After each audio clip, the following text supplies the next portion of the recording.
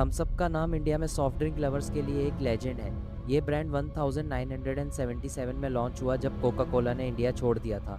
उस वक्त मार्केट खाली था और पार्ले ने थम्स अप को इंट्रोड्यूस करके पूरा मार्केट कैप्चर कर लिया। थम्स अप का स्ट्रॉन्ग टेस्ट, थोड़ा ज़्यादा फिज़ और बोल्ड ब्रांडिंग ने इसे इंडिया का नंबर 1 कोला बना दिया। लेकिन 1992 के शुरुआत में कोका कोला वापस इंडिया आया। तब तक थम्स अप ऑलरेडी किंग बन चुका था और मार्केट में 60% से ज़्यादा शेयर उसके पास था। कोका कोला को समझ आया कि अगर इंडिया में सक्सेसफुल होना है तो उन्हें थम्स अप जैसी पावरफुल ब्रांड से टक्कर लेनी पड़ेगी। उन्होंने प्लान बनाया कि थम्स अप को ख़त्म कर देंगे ताकि कोका कोला खुद नंबर 1 बन जाए।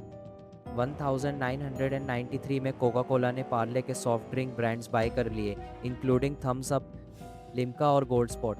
लेकिन कोका कोला का असली टारगेट थम्स अप था। कंपनी चाहती थी कि इंडियन ऑडियंस अपने लोकल फेवरेट को भूल जाए और कोका कोला पे स्विच कर जाए। इसलिए उन्होंने थम्स अप के मार्केटिंग बजट को कट किया और उसका प्रोडक्शन डेलिबरेटली स्लो कर दिया।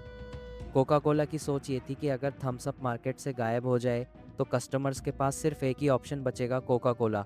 लेकिन उनका प्लान उल्टा पड़ गया। जितना उन्होंने थम्स अप को दबाने की कोशिश की, उतना ही पब्लिक उसे डिमांड करने लगी। शॉप्स में कस्टमर स्पेसिफिकली थम्स अप मांगते और जब कोका कोला ऑफर होता तो लोग मना कर देते।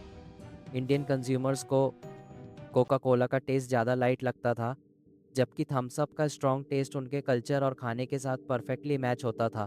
कोका कोला की ग्लोबल स्ट्रेटेजी इंडियन मार्केट के लिए गलत साबित हुई। उन्होंने अंडर एस्टिमेट कर दिया कि इंडियंस अपने ब्रांड से कितना अटैच थे। कोका कोला को जल्दी समझ आया कि अगर उन्होंने थम्स अप को डिस्ट्रॉय करने की कोशिश कंटिन्यू की तो वो अपना ही मार्केट लूज़ कर देंगे। कॉम्पिटिटर पेप्सी उस वक्त अग्रेसिव मार्केटिंग कर रहा था और अगर थम्स अप वीक होता तो पेप्सी इजीली नंबर 1 बन जाता। ये कोका कोला के लिए डेंजरस सिचुएशन थी। 1997 तक कोका कोला ने अपनी स्ट्रेटेजी चेंज कर दी। अब उन्होंने थम्स अप को अपना स्ट्रॉन्ग ब्रांड बनाकर एडवर्टाइज करना शुरू किया। थम्स अप का iconic tagline test the thunder वापस लाया गया और टेलीविजन एड्स में माचो और डेयरडेविल इमेज प्रमोट की गई। थम्स अप को एक अलग आइडेंटिटी दी गई जो कोका कोला से बिल्कुल डिफरेंट थी। थम्स अप के एड्स में सलमान खान और उसके बाद अक्षय कुमार जैसे स्टार्स को यूज़ करके बोल्ड और एडवेंचरस ब्रांडिंग की गई।